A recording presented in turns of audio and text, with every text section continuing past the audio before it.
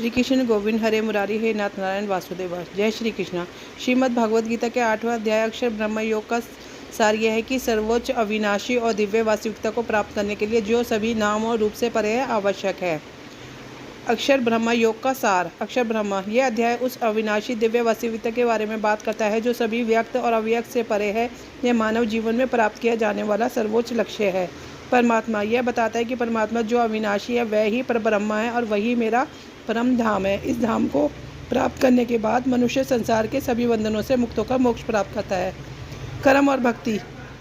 यह अध्याय भी हमें सिखाता है कि हमें अपने कर्मों को परम सत्य के प्रति समर्पित करते हुए उसे प्राप्त करने के लिए प्रयास करना चाहिए। भगवत गीता के अनुसार योग हमारे कार्यों को शुद्ध करने के लिए योग मन को नियंत्रित करता है और इंद्रिया योग को भक्ति के साथ सर्वोच्चता से जोड़ता है। मृत्यु और पुनर्जन्म। अध्याय यह भी समझाता है कि जो व्यक्ति परब्रह्म को प्राप्त कर लेता है वह पुनर्जन्म के चक्र से मुक्त हो जाता है और मोक्ष प्राप्त करता है।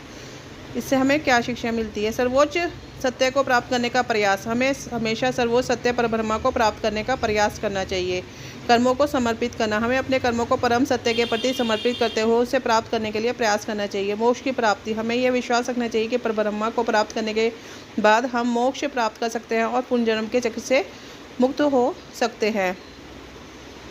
यह अध्याय हमें यह भी सिखाता है कि मृत्यु का समय हमारे जीवन का सबसे महत्वपूर्ण क्षण है। भगवान का ध्यान और भक्ति और समर्पण जीवन और मृत्यु दोनों में मोक्ष प्राप्त करने का मार्ग है। इसी के साथ श्रीमद् भागवत गीता के 8वें अध्याय का सार और शिक्षा पूर्ण होती है। जय श्री कृष्ण।